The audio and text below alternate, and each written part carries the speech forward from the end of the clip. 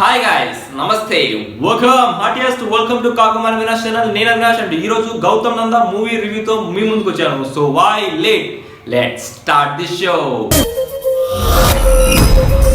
First ఈ మూవీలో casting గురించి మాట్లాడుకుంటే, కాస్టింగ్ వచ్చి మన Gopichand with Hansika, Catherine Tresa, and director గా మన Sampath Nandi, and music director గా మన ఎస్ఎస్ తమన్. అండ్ ఈ సినిమాకి వెళ్ళక ముందు నేను ఒక ఎక్స్పెక్ట్ చేశాను. అది ఏంటి అంటే, ఈ సినిమా గ్యారంటీగా డబ్బు చుట్టూ తిరిగే ఒక స్టోరీ విత్ డ్యూయల్ క్యారెక్టర్స్ అని. నిజంగానే గోపీచంద్ గౌతమ్ నందాలో గౌతమ్ అండ్ నందాగా ప్లే చేశారు. అండ్ ఆ రెండు రోల్స్ కి ప్రాణం పోసారనే చెప్పొచ్చు.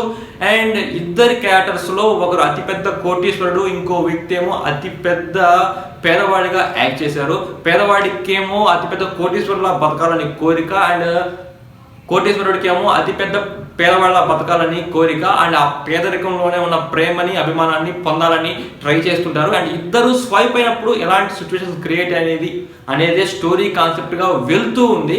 అండ్ ముఖ్యంగా చెప్పాల్సిన విషయం ఏంటంటే, ఈ స్టోరీ కాన్సెప్ట్ ఏంటి అంటే, నేను ఎవరు అని తెలుసుకోవడానికి ఓ మనిషి చేసిన ప్రయత్నం, అండ్ మరో వ్యక్తి ధనం మూలం ఇదం జగత్ అని ఫీల్ అయ్యే వ్యక్తిగా మనకు కనబడుతున్నారు. అండ్ ఇద్దరు స్వైప్ అయినప్పుడు ఎలాంటి సిచ్యువేషన్స్ క్రియేట్ అని, నందుగా బతకాలనుకున్న గౌతమ్ నందుగా బతుకుతూ నందు చుట్టుపక్కల ఉన్న ప్రేమని పొందుతాడు.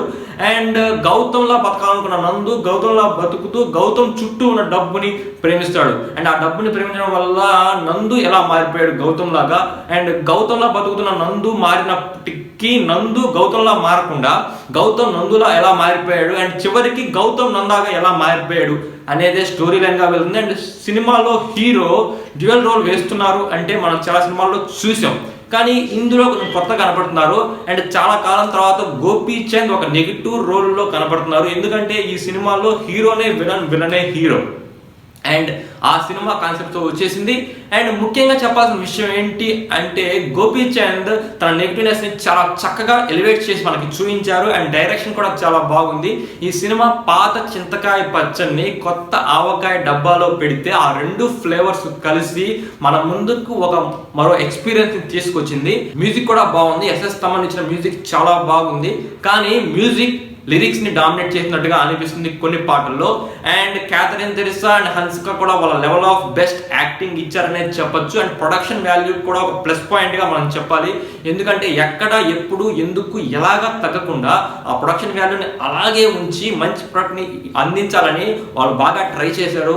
అండ్ అదే అందించారు. కానీ ఈ సినిమా మాత్రం అబోవ్ యావరేజ్ మూవీ. ముందుగా చెప్పినట్టే కొత్త ఆవకాయ జాడీలో పాత చింతకాయ పచ్చడి వేసి మనకి ఇచ్చేశారు కాబట్టి అబోవ్ యావరేజ్. కానీ గోపీచంద్ లైఫ్ లో మాత్రం ఇది ఒక మైల్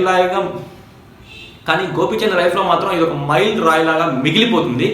అండ్ సంపత్ నంది కూడా తన బెస్ట్ ఆఫ్ డైరెక్షన్ ని చూపించారు. అండ్ ఈ సినిమాలో కామెడీని సపరేట్ గా క్రియేట్ చేయకుండా సిచ్యువేషన్ లోనే కామెడీ క్రియేట్ చేసి మరో కొత్త ట్రెండ్ ని మళ్ళీ సృష్టించారు. ఇప్పటి వరకు మనం కామెడీ కోసం సపరేట్ ట్రాక్స్ క్రియేట్ చేసేవాళ్ళు, కానీ సిచ్యువేషన్ లోనే కామెడీ పెట్టి జనాలతో నవ్వించడం ఇది కూడా ఒక కొత్త ప్రయత్నంగా మనం చెప్పుకోవచ్చు. And that's all for today guys. ఈ వీడియో నచ్చితే like it, share it, and don't forget to subscribe Kakumar Vinash channel.